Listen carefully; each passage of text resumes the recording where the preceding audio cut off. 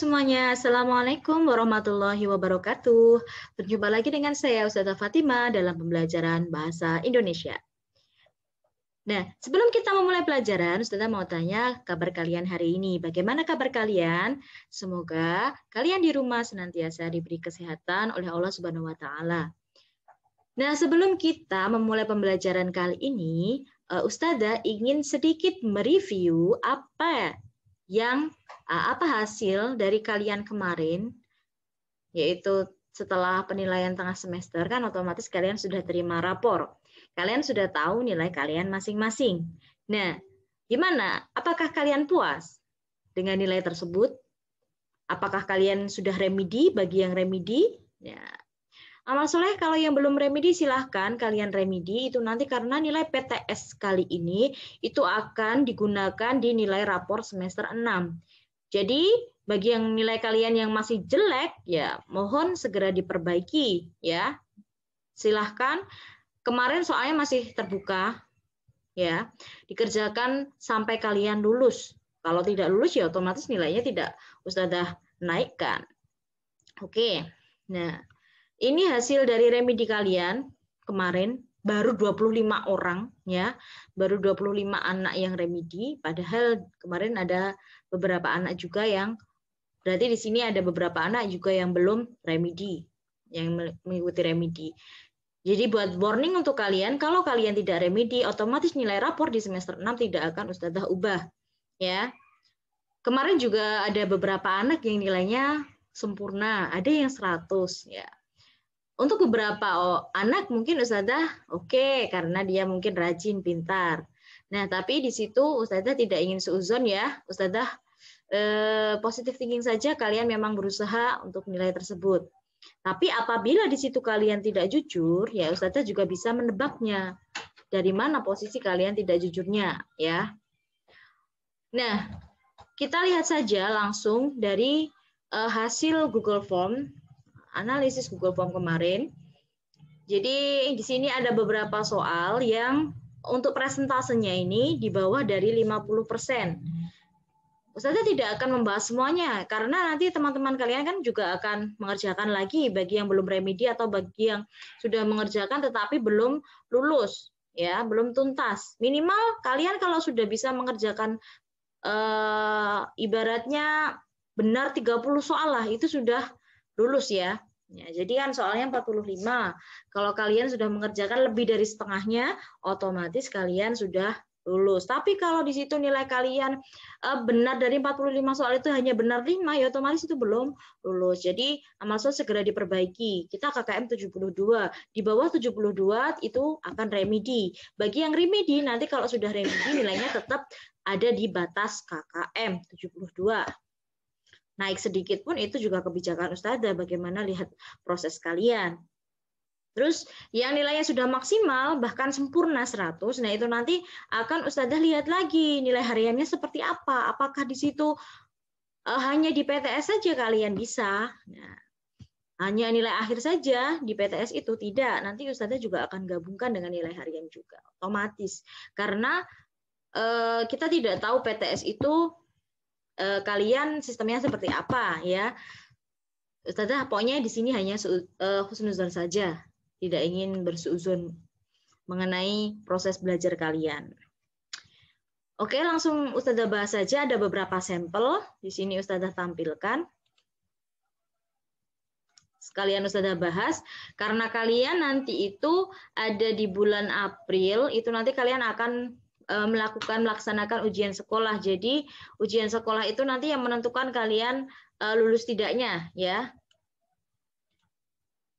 Untuk soal yang pertama itu ada di nomor 1. Nah, di sini sudah terlihat untuk analisis presentasenya ini 50-50 nih, bahkan banyak yang salah. Padahal baru soal yang pertama ya. Makna dari kata globalisasi. Global itu apa sih? Lingkup dunia. Isasi itu adalah prosesnya. Pertanyaannya, globalisasi memberikan dampak berupa perubahan pada pasar internasional. Salah satunya adalah liberalisasi perdagangan yang dipandang sebagai upaya untuk meningkatkan daya saing. Nah, makna dari kata globalisasi itu jawabannya adalah C, tentu. Karena isasi itu adalah bentuk suatu proses, ya. Misalnya kristalisasi, jadi proses pengkristalan. Kalau globalisasi itu dari kata dasar global. Global itu apa? Global itu adalah lingkup dunia. Jadi di sini jawabannya adalah C. Oke, kita bahas dulu. Jadi ini adalah sebuah kata sufiks isasi, ya, akhiran isasi. Isasi. Sufiks pembentuk nomina, ya. Jadi sufiksnya itu adalah pembentuk nomina. Sedangkan isasi atau asi itu adalah sebuah proses atau cara atau perbuatan. Jadi tergantung konteks kalimatnya. Sufiks adalah pembentuk nomina. Contohnya di sini ada aktualisasi. Dari kata dasar aktual ditambah isasi. Kemudian legalisasi, dari kata legal ditambah isasi. Kemudian lokalisasi, itu dari kata lokal tambah isasi. Oke, nah ini ada sumber Ustazah ambil dari Badan Bahasa Kemendikbud.go.id. Nanti kalian juga bisa mengaksesnya, yaitu penjelasan mengenai sufiks, bisa diterima atau tidaknya. Ya, jadi kita dapat dengan mudah menelusuri keterkaitan kata-kata berikut ini dengan kata-kata asing, ya, karena sebagian itu diambil dari kata serapan, kata asing, yang merupakan tautan pinjamannya. Spesialisasi yang ditautkan dengan specialization, ya, dalam bahasa Inggrisnya organisasi dengan organization, palatisasi dengan palatalization, ya, kemudian polarisasi dengan polarization, rasionalisasi dengan rationalization, popularisasi dengan popularization, realisasi dengan realization, dan sosialisasi dengan socialization. Nah, ini ada beberapa contoh di situ. Kemudian ada contoh pembentukan katanya ketika diserap dalam bahasa Indonesia. Misalnya, double C itu akan berubah menjadi K. Kemudian OU juga menjadi OU biasa. Dan konsonan menjadi K. Misalnya accommodation, jadi akomodasi. Sionnya jadi C. Akulturasi, CC-nya jadi K, akulturasi. Acclimatization, jadi aklimatisasi. Nah, di sini ada tugas untuk kalian. Ya, jadi untuk menambah kosakata atau perbendaharaan kata kalian, Ustazah minta carilah arti kata tersebut di KBBI, bisa daring, bisa luring, silahkan, bisa internet, atau kalau kalian punya aplikasi offline-nya, bisa dilihat di aplikasinya. Cari kata berikut. Yang pertama, westernisasi, kemudian demonopolisasi, yang ketiga, sentralisasi, yang keempat, polarisasi, yang kelima, revitalisasi. Nah, itu tadi soal nomor 2. Ya, soal nomor pertama, yang jadi kendala ya. Di situ sudah banyak yang salah, padahal itu adalah kata gampang. Globalisasi, dari kata global ditambah isasi. Oke, kemudian soal nomor 3, yaitu informasi tersurat. Tersurat itu berarti tertulis ya, ini seharusnya gampang sekali nih. Terdapat pada kutipan teks berikut. Tetapi di situ hanya berapa itu? 12 orang yang benar dari 25 tanggapan. Ya. Jadi di situ untuk presentasenya di bawah 50%, 48%. Apa sih soalnya? Kita lihat di sini. Cermatilah kutipan teks berikut. Selain melakukan diet, mengolah tubuh juga merupakan cara yang dapat ditempuh untuk menyiasati masalah kegemukan. Akan tetapi hal ini pada dasarnya tidak hanya berlaku untuk anak yang mengalami kegemukan, melainkan kepada setiap anak. Hanya saja beberapa anak merasa malas untuk melakukan kegiatan fisik, terlebih jika layar kaca telah menghipnotisnya. Nah, di sini adalah informasi tersurat. Tersurat itu berarti yang tertulis di dalam teks tersebut. Nah, di sini otomatis jawabannya itu jelas adalah D. Mengolah tubuh itu salah satu cara untuk mengatasi kegemukan. Nah, kenapa kok bisa jawabannya D? Nah, karena di sini mengolah tubuh, ya itu ada di kalimat pertama. Ustazah garis bawahi dengan warna merah ya. Nah, di situ. Itu adalah pokok pikirannya, informasinya ada di situ. Informasi tersurat sudah ada di situ. Setiap anak sebaiknya tidak terlalu terhipnotis televisi, tidak ada di situ. Itu hanya itu termasuk tersirat, bukan tersurat. Tersurat itu ada di dalam teksnya. Kalau yang B salahnya di mana? Mengolah tubuh sangat diperlukan untuk semua anak, tidak hanya untuk anak-anak. Karena di sini pembahasannya adalah anak, ya berarti anak, ya. Tidak boleh out of context atau keluar dari konteksnya. Kemudian layar kaca terlalu menghipnotis anak dan membuat anak malas untuk melakukan diet. Bukan, ini tidak membahas mengenai layar kacanya. Jadi jawabannya yang tepat itu adalah D. Tapi ternyata teman kalian banyak juga yang salah. Kemudian soal nomor 4. Kutipan tersebut merupakan struktur bagian. Nah ini nih. Yang benar cuma 36% saja. Ya. Perhatikan kutipan teks eksposisi. Teks eksposisi, expose itu papar. Berarti teks eksposisi adalah teks yang berisi pemaparan. Misalnya di sini ada contoh ya. Siswa Indonesia sangat berprestasi. Prestasi itu telah dibuktikan oleh siswa Indonesia yang meraih medali pada kategori lingkungan hidup. Prestasi itu diraih diantaranya oleh siswa yang berasal dari sekolah siswa SMA Karisma Bangsa, Banten. Penelitian yang mereka lakukan adalah mengelola limbah hewan yang terdapat pada kulit udang dan kepiting yang mengandung bahan antibakteri. Kedua siswa itu secara kreatif memanfaatkannya untuk industri garmen. Ya, jadi kutipan tersebut itu termasuk struktur bagian apa? Nah, di sini yang tepat adalah tesis ya. Karena di sini adalah awal dari sebuah pemaparan. Ya, bukan argumentasi, bukan penegasan ulang. Kalau argumentasi itu berarti sudah ada di tengah-tengah teks. Penegasan ulang pun juga di akhir teks, deskripsi bagian itu juga ada di tengah-tengah teks.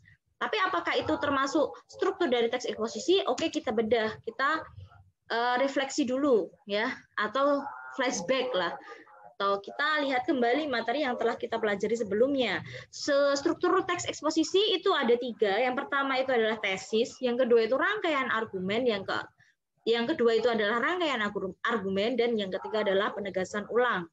Ya, untuk tesis kita tahu itu adalah pengenalan isu masalah yang mau dibahas. Ya, kemudian untuk argumen itu otomatis adalah penjelasan dari tesisnya. Oh, ada faktanya, kenapa di situ kok isunya itu bisa menjadi isu yang sangat kuat. Jadi ada fakta-fakta yang ditampilkan di situ, dipaparkan di situ. Nah, kemudian yang terakhir adalah penegasan ulang. Kalau penegasan ulang itu ya isinya mengenai perumusan secara ringkas, itu isu itu tentang apa. Nah, jadi jawabannya kalau tesis itu ya pengenalan isu. Jadi yang awal tadi bukan orientasi, karena di dalam teks eksposisi itu tidak ada orientasi. Namanya tesis ya. Kemudian untuk soal nomor 9. Nah, di sini juga masih ya ada di bawah 50%. Ini soalnya bisa diperhatikan. Kita bedah sama-sama lagi. Perhatikan paragraf berikut. Seorang pelajar perlu secara fisik memberikan komitmennya dalam belajar, misalnya dengan menyediakan waktu khusus, terlibat secara fisik dalam mencari bahan-bahan yang harus dipelajari ataupun mencatat hal-hal penting yang ditemui dalam belajar. Komitmen secara mental yang diperlukan yaitu dengan memproses informasi yang didapatkan, bukan sekedar mendengar informasi selintas dari telinga kiri ke telinga kanan, atau membaca selintas tanpa menyimak. Komitmen secara mental ini bisa dilakukan dengan mengaitkan informasi baru yang diterima dengan pengalaman kita, mencari cara atau kesempatan untuk menerapkan informasi baru. Dengan demikian, komitmen adalah prinsip utama pendukung kesuksesan seseorang dalam proses pembelajaran.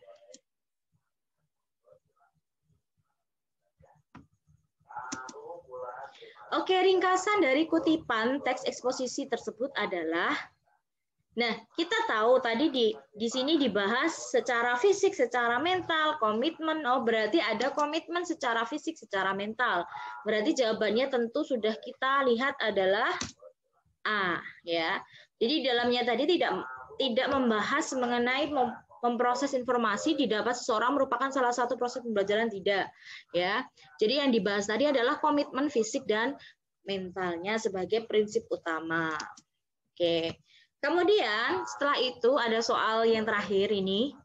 Insya Allah ini soal terakhir yang akan Ustazah bahas. Itu ada di nomor 39, yaitu mengenai perbaikan paragraf ya. Bagaimana paragraf itu bisa padu. Ya, ini kita lihat ini, masa dari jawab pertanyaan yang mudah saja teman kalian hanya sedikit yang bisa benar jawabannya. Kita lihat dulu ini. Contoh soalnya, bacalah kutipan teks laporan berikut. Yang pertama, campak dapat menyebabkan komplikasi yang serius seperti diare, radang paru, pneumonia, dan radang otak.